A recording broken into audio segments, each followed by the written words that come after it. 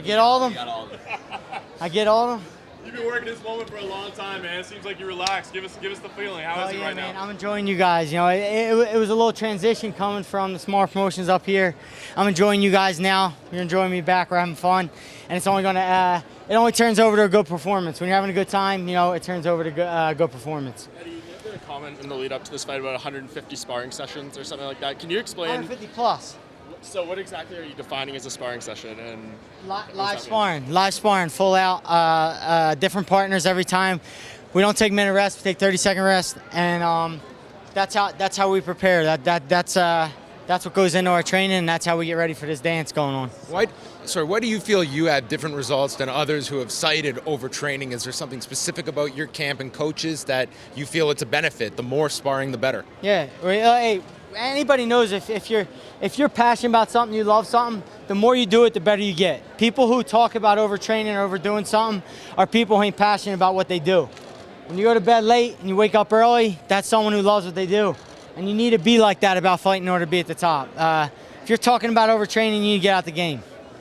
Hey, we see something on Twitter about your last two performances and how they weren't the most exciting, and people criticize you, and you see that. Have they forgotten that you've been a part of some of the most exciting fights maybe in the history of MMA? Have they forgotten already? I don't know if people have forgotten, but I don't even know if people have ever seen what I've done in the past. And it really, it doesn't matter. What's done is done. Whether I did it last week or whether a year ago, what's done is done.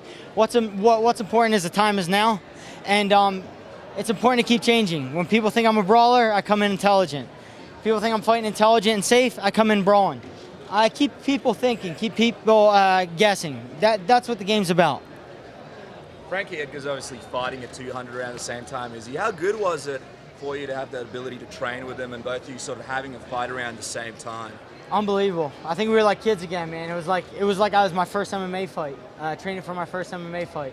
The competitiveness in the room, me, Edson, Marlon, Frankie, and the whole crew. The competitiveness in the room is high. The stakes are high, and everybody's excited. It was one of the best training camps I've ever been involved in. You had trained there previously, but was being back in Philadelphia part of the rejuvenating process for you? Absolutely. Just being around my wife and kids on a daily basis, it gives me a break in my day. When I was out in Florida by myself, it was, I think it was like too much. It was fighting all day long. I had nothing to look forward to. Couldn't lay in the pool, have my kids smack me in the head to wake me up in the morning. There was a lot of normal things that went on that just were taken away from me, and I think it weighed on me a little bit. And now I can act like a normal person. I think you need to be at peace to go to war, and I think in order for peace, you need some war. So they need each other. You've been considered the best guy in the world in your weight class at certain points in your career, but what would it mean to have the UFC letters behind that thought? That's everything, man. That's what I. Since 8 years old, walking down the street with 4 boxing gloves in my hand, knocking for a friend to maybe someone could fight me.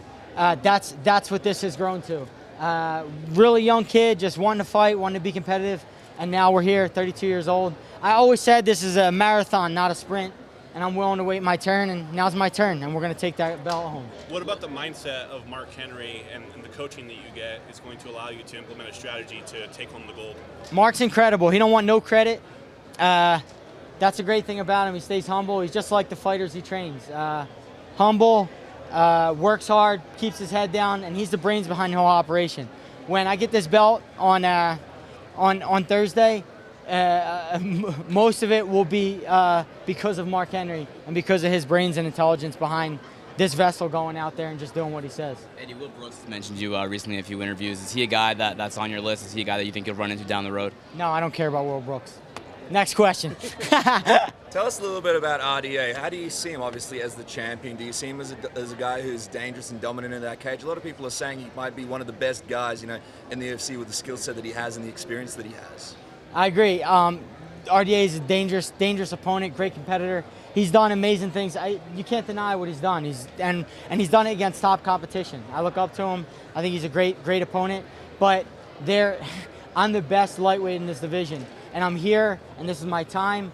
And regardless of what he's done in the past, he hasn't fought me yet. He has not fought a guy like me. Has not fought a style like me. And the guys who have beaten him were were versions of me, just not as good.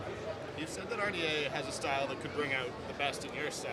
I mean, what is it about him that you think lines up to make this be an exciting fight? I think it's his aggressiveness. I think when I was beat in the past, most of the times I was beat with intelligence. When guys got aggressive with me, it just got bad for him. So he's one of them guys who are aggressive. He's mean. He likes to come out and get in your face and show you who's boss. And I'm just not the guy to poke at and do that to. So I'm looking forward to that. I'm looking forward to being in that and enjoying this fight. A lot of people say he's the best pressure fighter in MMA. What would your response to that statement be? I don't know. Maybe so. Doesn't matter. This isn't his dance. I didn't come here to do what RDA wants to do. He's going to dance my dance. We're going to fight my fight, and I'll be the boss on Thursday night, and I'll come home with that belt. Do you have a backup plan if he doesn't dance, you dance? I mean, obviously, it looks like he will, but if he doesn't come out there and doesn't push the action against you and does sort of take the road that a lot of other fighters have against you, do you have a backup plan, and how will you deal with that? My number one asset is my ability to adapt. You guys see me. I fought with a damn near broken leg. I fought with closed eyes, broken orbitals, fought full rounds all the way out.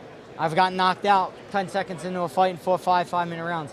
I have the ability to adapt under terrible situations, under different situations. I can fight different fighters. When the time comes, I'll adapt and trust my instincts, and I'll do what I have to do. What will you do, Eddie, with that extra time getting the weigh-in first thing Wednesday morning, and you don't have that whole day to have to wait to step onto a scale? What do those added hours do for you? Just more time to relax? Do you get to do anything meaningful with that time? Yeah, how cool is that, man? USADA stepped up big time. We're getting another 8 hours, maybe another 25% of recovery time added on to the athlete's time. It's incredible. The things USADA's done with the sport and the small amount of time they've been there has been nothing short of incredible, and I'm so happy that they're involved.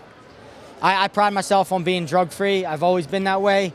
Tell my kids the same thing, and they've done nothing but good for the sport, and I hope that it continues.